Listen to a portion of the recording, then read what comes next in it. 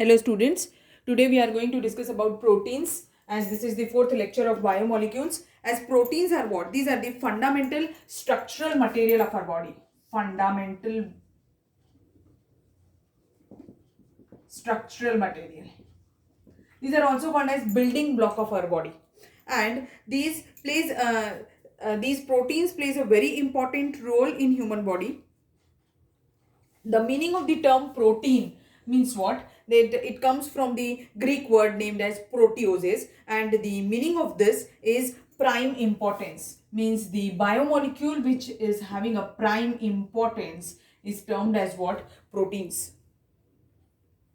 Now, actual definition in terms of chemistry for protein is what? Chemically, proteins are, these are the polyamides. क्या है ये? Polyamides. So chemically, the proteins are polyamides, which are high molecular weight polymers of the monomeric units called as alpha amino acids. तो proteins क्या होते हैं? These are the polyamides, which are high molecular weight polymers, and their monomeric unit is what? Alpha amino acids. Okay, यहाँ तक समझ में आ गया. Now we will see what are alpha amino acids. As जैसे मैंने कार्बोहाइड्रेट में बताया था कि carbohydrates on hydrolysis gives what? Monosaccharides. और disaccharides also on hydrolysis gives 2 units of monosaccharides. Same is the case that proteins on hydrolysis gives amino acids. ठीक है, तो अमाइनो एसिड्स की बहुत लंबी चेन होती है जिसे हम प्रोटीन बुलाते हैं. ये इसका एक पॉलीमर बनाते हैं अमाइनो एसिड्स अपना एक के बाद एक लिंक होके, and the linkage which is used to join the two amino acid is termed as peptide linkage. ठीक, क्या बुलाते हैं इसे? Peptide linkage. अब देखो नाम क्या बोला मैंने इसका? Alpha amino acid. Means proteins on hydrolysis gives what? Alpha amino acid. We will see what are amino acids in detail. Alpha amino acids means what? These are such carboxylic acids in which the amino group, carboxylic acid होगा, in which an amino group means what? NH2 group, and acid means what? COH group. So a carboxylic acid in which the amino part is attached to the alpha carbon. Alpha carbon क्या होता है? The carbon which is attached, जैसे अगर example ले लूँ मैं CH3COOH का, so the carbon which is attached next to this carboxylic carbon will be termed as what? Alpha carbon. And when we are going to replace one of the hydrogen of alpha carbon with a nitro NH2 group, that is amino group, it will be termed as what? Amino acid. So this is an amino acid. We can prepare more also.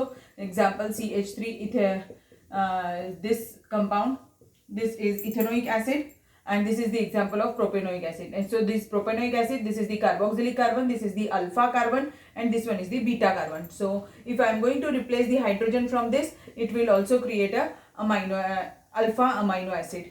CH3CH, यहाँ पर NH2 group लगा दिया और COOH group लगा दिया, ऐसा. तो ये भी क्या हो जाएगा? अल्फा एमिनो एसिड हो जाएगा. समझ में आ गया अभी आपको क्या होता है alpha amino acid? Alpha amino acid means what? कभी कभी क्वेश्चन ऐसा आता है, define alpha amino acid. Alpha amino acid means what? These are the carboxylic acids having amino group attached to the alpha carbon. ठीक है, and all the amino acids are optically active. They have chiral carbon. ठीक है, सभी के पास में chiral carbon रहता है. देखो जैसे ये वाला एक एग्जांपल ले देती हूँ. इसके पास में 4 डिफरेंट ग्रुप्स लगे हुए हैं, लगे ना. एक CH3 ग्रुप है, एक H है, एक NH2 है और एक COH ग्रुप है. अभी हम और भी कोई अल्फा अमीनो एसिड बनाएंगे तो उनमें भी कायरल कार्बन प्रेजेंट होगा, एक्सेप्ट दिस वन. इसके पास में 2 हाइड्रोजन है, दिख रहे हैं 2 हाइड्रोजन. तो इसके ये कायरल कार्बन नहीं है इसमें. अगर इसमें कायरल कार्बन एब्सेंट है, chiral carbon is absent, and this is the only amino acid which is optically inactive because it do not contain any carbon chiral carbon. And this is the example of what? And the name of this amino acid is glycine. तो important है, objective में question पूछता है कि the only amino acid which is optically inactive, तो वो कौन सा होता है? glycine. Now these amino acids are of these on proteins on hydrolysis generally gives L type of amino acids. L type means what? Levorotatory alpha amino acids देते हैं. एक चीज याद रखिएगा कि कार्बोहाइड्रेट्स जब भी हाइड्रोलाइज होते हैं, they always give dextrorotatory monosaccharides, and proteins on hydrolysis gives levorotatory alpha amino acids. Because our human body can digest only dextrorotatory carbohydrates and levorotatory proteins, इसीलिए हमारे बॉडी में यही चीजें हाइड्रोलिसिस पे मिलती है. Now next point, these amino acids are further classified into 3 types. That is acidic amino acids, acidic alpha amino acids, basic alpha amino acids, and neutral amino acids. Neutral alpha amino acids. Acidic means what? When they contain acidic group, more than one acidic group is present, so it will be termed as acidic amino acid. If they contain amino group which is primary, secondary or tertiary type, or more number of amino groups, it will be termed as basic amino acids. And if they contain equal number of acid and amino group, it will be termed as neutral amino acids. ठीक है. और next चीज जो आपको बतानी थी वो था अमाइनो एसिड्स जो होते हैं, they are also classified on the basis of their method of synthesis. That is they are termed as essential and non-essential amino acids. Essential amino acids means what? Such amino acids which are not prepared by our body. वो हमारे body में synthesise नहीं होते हैं, so they have to be taken from the outsource, यानी कि बाहर से हमें लेना पड़ता है इन फूड के फॉर्म में. Whereas the amino acids which are prepared in our body are termed as non essential amino acids. समझ में आ गया यहाँ तक? Now properties of alpha amino acids, they are high melting point compounds and they are water soluble crystalline solids. Now these amino acids are they are also termed as zwitter ion. इन्हें क्या बुलाते हैं? एक और चीज zwitter ion, एक word use होता है अमाइनो एसिड शो करते हैं. zwitter ion का मतलब क्या होता है? when there are two parts, that is it contains positive as well as the negative part, is termed as zwitter ion, so that their flow in magnetic field, तो वो कहीं पर भी मूव नहीं करते, neither towards the positive part means towards the cathode, not towards the anode. अगर मैं इसका इलेक्ट्रोलिसिस कैरी आउट करूँ तो ज्विटर आयन का एग्जाम्पल मतलब क्या होता है वो बता देती हूँ आपको. पहले एग्जाम्पल जैसे CH2 है, यहाँ पर COOH है, यहाँ पर NH2 है. ठीक है. अब यहाँ पर क्या होगा? एज ये हाइड्रोजन रिलीज करेगा, अगर ये हाइड्रोजन रिलीज करेगा तो यहाँ पर क्या बन जाएगा? NH3 positive plus CH2 COO negative. तो देखो प्लस और माइनस दोनों चार्ज प्रेजेंट है, तो इस स्पीशीज को हम क्या बुलाते हैं? ज्विटर आयन बुलाते हैं. ठीक है. तो प्रोटॉन ट्रांसफर होने के बाद में ज्विटर आयन फॉर्म होता है. और हर अमाइनो एसिड का ज्विटर आयन फॉर्मेशन के लिए एक पर्टिकुलर pH लगता है. उसी pH पे उसका एक्वस सोल्यूशन उसका ज्विटर आयन फॉर्म करता है. ठीक है. यहाँ तक समझ में आया? अब कुछ अमाइनो एसिड्स हैं जिनके हमें नाम याद करने हैं. जैसे ग्लाइसिन, मैंने आपको बता दिया क्या होता है. वो अकेला कायरल कार्बन एब्सेंट वाला अमाइनो एसिड है, वो ग्लाइसिन है. फिर एनिलीन, एनिलीन का भी स्ट्रक्चर मैंने तभी बनाया था, CH3, not aniline, alanine. So this is the structure of alanine. Valine, अगर CH3 ट्वाइस CH रहा, that is termed as valine.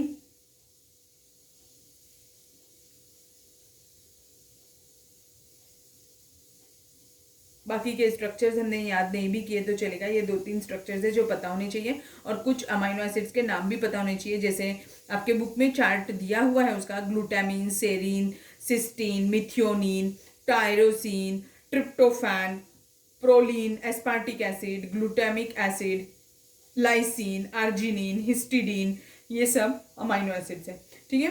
अब कुछ न्यूट्रल अमाइनो एसिड्स, कुछ एसिडिक और कुछ बेसिक के एग्जांपल्स आपको याद करने हैं। तो न्यूट्रल अमाइनो एसिड का एग्जांपल है ग्लाइसिन, एलेनिन और वैलिन। याद रखिएगा, glycine, alanine and valine are the neutral amino acids. और एसिडिक अमाइनो एसिड दो ही है, aspartic acid and glutamic acid. Aspartic acid and glutamic acid. हम इसेंशियल अमाइनो एसिड्स के ही बारे में पढ़ते हैं, वही हमें ज़्यादा ज़रूरी होते हैं। और बेसिक अमाइनो एसिड्स जो हैं वो कौन से हैं? Lysine, arginine and histidine. Lysine, arginine and histidine. So this much is all about the amino acid part. Now peptide linkage क्या होती है? Peptide linkage means what? जब अमाइनो एसिड को हमें लिंक करना है, यानी उनकी एक लंबी चेन बनानी है to form a polymeric compound that is protein, तो हमें जो लिंकेज होगी that is termed as what? Peptide linkage. तो वो कैसे होती है वो आपको बता देती हूँ। Now peptide linkage. The bond that connects the alpha amino acids to each other is called as peptide bond or peptide linkage. फिर से रिपीट कर देती हूँ, bond that connects alpha amino acids to each other is called peptide bond. Example क्या होगा इसका? इसको कैसे हम कनेक्ट करते हैं? इसमें ये एक एलिमिनेशन रिएक्शन है। जैसे एग्जाम्पल ले लेती हूँ मैं कि ग्लाइसिन का मॉलिक्यूल है, दैट इज NH2CH2COOH। इसको कनेक्ट करना है हमें किसी एलेनिन से, तो एलेनिन के मॉलिक्यूल से। तो ये कैसे कनेक्ट होगा? ये देखो, NH2C, यहाँ पे CH3 आ जाएगा, H और COOH। तो अब ये दोनों जब मिक्स होंगे it will remove water molecule from it. तो यहाँ पर HOH रिमूव हो जाएगा और ये कैसे दिखने लगेगा? NH2 CH2 C double bond O NH CH CH3 COOH। सो देखो, ये CONH लिंकेज जो है उसी को हम क्या बुलाते हैं? पेप्टाइड लिंकेज बुलाते हैं। तो इसीलिए हम इसे पॉलीपेप्टाइड पॉलीमर बुला रहे हैं, क्योंकि इसमें अमाइड लिंकेज दिख रही है। पॉलीअमाइड लिंकेज बुला रहे हैं, पॉलीपेप्टाइड भी बोलते हैं, पॉलीपेप्टाइड चेन बोलते हैं, या फिर पॉलीअमाइड पॉलीमर्स बोला था ना मैंने डेफिनेशन में। तो अमाइड है, देखो CONH2 ग्रुप को हम क्या बुलाते हैं? अमाइड बुलाते हैं। तो इसमें अमाइड लिंकेज हमें दिखती है। ठीक है, यहाँ तक समझ में आ गया पेप्टाइड लिंकेज क्या होता है। अब हम क्लासिफिकेशन ऑफ प्रोटीन्स पढ़ेंगे। Now the classification of proteins, as first classification is on the basis of their molecular shape. On the basis of molecular shape, proteins are classified into two types. One is termed as globular protein and other is fibrous protein. Globular protein जो होते हैं इसमें globules present होते हैं। जैसे ये protein है, इसमें से ग्लोब्यूल्स प्रेजेंट रहेंगे, that is termed as globular protein. और फाइब्रस प्रोटीन जो होते हैं वो उसे फाइबर लाइक रहते हैं, they are termed as fibrous protein. ठीक है, और ग्लोब्यूलर के पास में स्फेरिकल शेप रहता है, ये कॉइल्ड होते हैं। और globular protein are soluble in water. One more thing, they are soluble in water, whereas fibrous proteins are insoluble in water.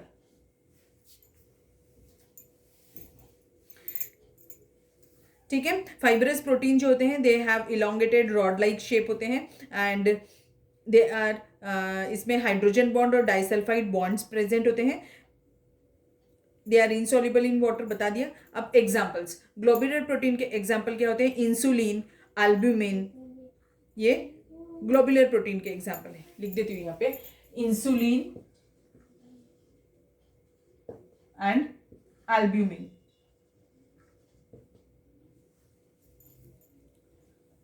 Egg में जो एल्ब्यूमिन प्रेजेंट होता है ना, वो है ये। और फाइब्रस प्रोटीन का एग्जांपल क्या है? मायोसिन, केराटिन, ये सब फाइब्रस प्रोटीन है। बहुत बार इस पर क्वेश्चन आता है बेटा। हाँ, क्लासिफिकेशन, तो उसमें आपको दोनों टाइप के क्लासिफिकेशन निकलेंगे, एक मॉलिक्यूलर शेप वाले और दूसरे उनके स्ट्रक्चर, मॉलिक्यूलर शेप वाले प्रोटीन्स और दूसरे उनके शेप्स ऑफ जो यानी उनकी अरेंजमेंट कैसी है वो प्रोटीन्स की, उस पर बेस्ड होती है वो वाली क्लासिफिकेशन, स्ट्रक्चर ऑफ प्रोटीन्स जो होते हैं। ठीक, यहाँ तक समझ गया। अब मैं स्ट्रक्चर ऑफ प्रोटीन बताती हूँ आपको। स्ट्रक्चर ऑफ प्रोटीन का क्लासिफिकेशन देख लो। They are classified into 4 types. One is called as primary proteins, secondary proteins, tertiary proteins and quaternary proteins. Primary proteins क्या होते हैं? Primary proteins they have a simple sequence of alpha amino acids और linked by the polypeptide chain. बहुत ही simple से proteins होते हैं, वो स्ट्रेट चेन कंपाउंड्स होते हैं और बस they on hydrolysis gives only alpha amino acids. Whereas जो सेकेंडरी प्रोटीन्स होते हैं they have alpha helix and beta. There are two types of secondary structures. One is called as alpha helix and other is beta pleated sheet. ऐसी दो sheets होती हैं, उनको वो link कर देती है और फिर सेकेंडरी स्ट्रक्चर बनता है. ठीक है, तो अगर मैं सिर्फ प्राइमरी प्रोटीन की बोलूँ तो बस it is like this. Beed की जो चेन होती है ना, बस ऐसे दिखते हैं ये. इसमें सिर्फ अल्फा अमाइनो एसिड्स होते हैं. ठीक, वेयर एज जो बीटा वाले होते हैं, सॉरी, जो सेकेंडरी प्रोटीन्स होते हैं इसमें बीटा शीट और अल्फा हेलिक्स ये दोनों कंबाइन होते हैं और फिर सेकेंडरी प्रोटीन फॉर्म होता है. और जो टर्शरी प्रोटीन होता है, टर्शरी प्रोटीन क्या होता है? इसमें बीटा प्लीटेड शीट ऐसी कॉइल्ड हो जाती है और 3 डायमेंशनल स्ट्रक्चर बनाती है. बीटा प्लीटेड शीट कॉइल्ड रहती है इसमें and it forms a 3 dimensional structure.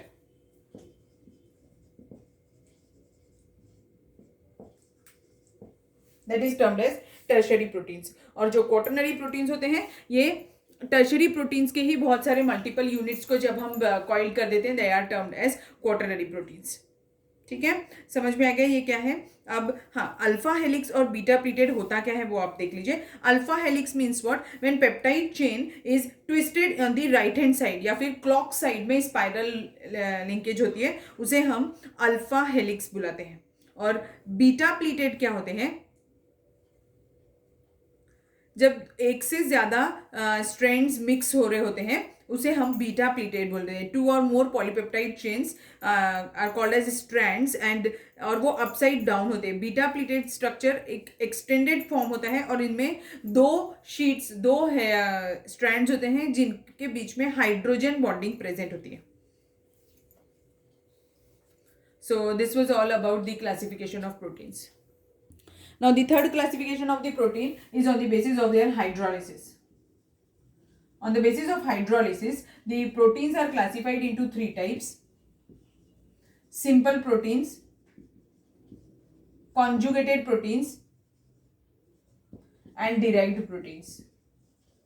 Simple proteins यानी क्या? ऐसे प्रोटीन्स जिसको हम हाइड्रोलाइज करें यूजिंग एन एसिड और मीन्स डाइल्यूट एसिड यूज करो या फिर एंजाइम, वो हाइड्रोलिसिस पे सिर्फ अमाइनो एसिड्स देते हैं, उन्हें हम सिंपल प्रोटीन्स बुलाते हैं. एग्जाम्पल क्या हो जाएगा इनका?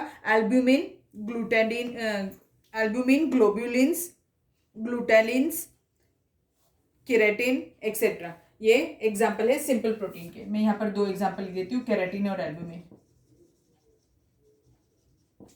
Conjugated protein. कॉन्जुगेटेड प्रोटीन क्या होते हैं? ये ऐसे प्रोटीन्स होते हैं जिस these on hydrolysis gives 2 things. One is non protein part plus amino acids. Means अगर इनका मैंने हाइड्रोलिसिस कैरी आउट किया तो ये 2 पार्ट देंगे, एक है नॉन प्रोटीन पार्ट और दूसरा अल्फा अमाइनो एसिड. और ये जो नॉन प्रोटीन पार्ट है इसको हम क्या बुलाते हैं? Prosthetic group. ठीक है, अब ये प्रोस्थेटिक ग्रुप क्या हो सकता है? It may be any nucleic acid, it may be sugar, it may be lipid, it may be phosphoric acid और it may be any metal. तो एग्जांपल्स बताती हूँ कॉन्जुगेटेड प्रोटीन के. जैसे haemoglobin. Haemoglobin is a conjugated protein because it contains iron plus globulin protein. Globular protein है, globin present रहता है. तो ये ऐसे 2 combination. So it is a part of what? Conjugated protein. So these conjugated proteins are further classified into various types. अगर देखो, suppose करिए कि इसमें न्यूक्लिक एसिड प्रेजेंट है नॉन प्रोटीन पार्ट. अगर न्यूक्लिक एसिड प्रेजेंट है तो क्या हो जाएगा? न्यूक्लिक एसिड्स हो जाएंगे. न्यूक्लिक एसिड्स प्रेजेंट है तो उसे हम क्या बुलाएंगे? न्यूक्लियोप्रोटीन्स बुलाएंगे. अगर सपोज करो कोई सपोज करो उसमें शुगर प्रेजेंट है तो हम उसे क्या बुलाएंगे? ग्लाइकोप्रोटीन. अगर सपोज करिए कि उसमें कोई लिपिड प्रेजेंट है तो उसे क्या बुलाएंगे? लिपोप्रोटीन. अगर इसमें कोई फॉस्फोरिक एसिड प्रेजेंट है तो हम उसे क्या बुलाएंगे? फॉस्फोप्रोटीन. और अगर कोई मेटल प्रेजेंट है तो वो हमेशा कलर देता है। जैसे एग्जांपल क्लोरोफिल भी एक कॉन्जुगेटेड प्रोटीन में आता है, तो उसमें मैग्नीशियम मेटल प्रेजेंट होता है, यहाँ पर ये प्रेजेंट है। तो ये एक और एग्जांपल है नहीं जैसे हीमोग्लोबिन, तो ये क्या कलर्ड प्रोटीन्स होते हैं, ये तो ये क्या होते हैं क्रोमो प्रोटीन्स। ठीक है, समझ में आ गया क्या होता है कॉन्जुगेटेड प्रोटीन। इंपॉर्टेंट है, इसमें कभी कभी क्वेश्चन जैसे ऑब्जेक्टिव में पूछता है कि नॉन प्रोटीन पार्ट को क्या बुलाते हैं, तो उसे प्रोस्थेटिक ग्रुप बुलाते हैं, या फिर वो एग्जांपल्स देता है और पूछता है कि अभी इनमें से कौन से टाइप का कॉन्जुगेटेड प्रोटीन है, तो न्यूक्लियोप्रोटीन, ग्लाइकोप्रोटीन, लिपोप्रोटीन या क्रोमोप्रोटीन में से कुछ होगा। समझ में आ गया ये। अब डिराइव्ड प्रोटीन्स क्या होते हैं? डिराइव्ड प्रोटीन्स क्या होते हैं? जब हाइड्रोलाइज करो तो ये पार्शियल हाइड्रोलाइसिस करते हैं और दे गिव दी सिंपल और कॉन्जुगेटेड प्रोटीन्स मिलते हैं। जैसे एग्जांपल, प्रोटीन्स को अगर मैंने हाइड्रोलाइज किया तो वो क्या बना दिए? प्रोटियोजेज, फिर पेप्टोन्स, फिर पॉलीपेप्टाइड चेन मिलती है। तो वो प्रोटियोजेज या पेप्टोन्स जो है, they are what? These are derived proteins. ठीक, so this was all about the classification part. Now we are left only with the one part of protein. I will tell you that. Now the last topic of today's class is denaturation of protein. Denaturation of protein means what? इसमें protein की qualities disturb हो जाती है either by heating और by anything else. जैसे example ले लेती हूँ मैं, जैसे दूध का दही बनाना। दूध जो है उसको अगर मैंने उसमें कर्ड ऐड कर दिया थोड़ा सा और शेक कर दिया तो वो पूरा का पूरा कर्ड में कन्वर्ट हो जाता है।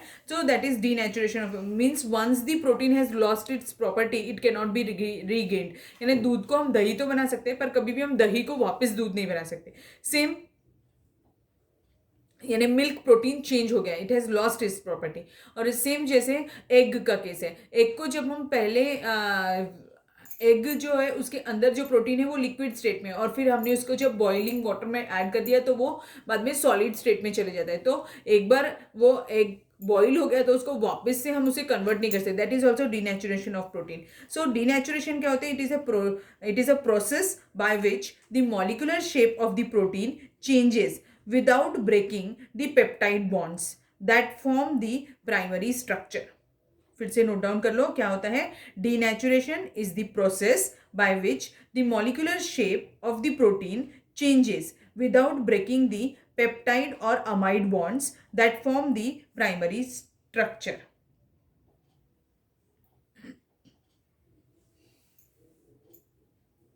ठीक है,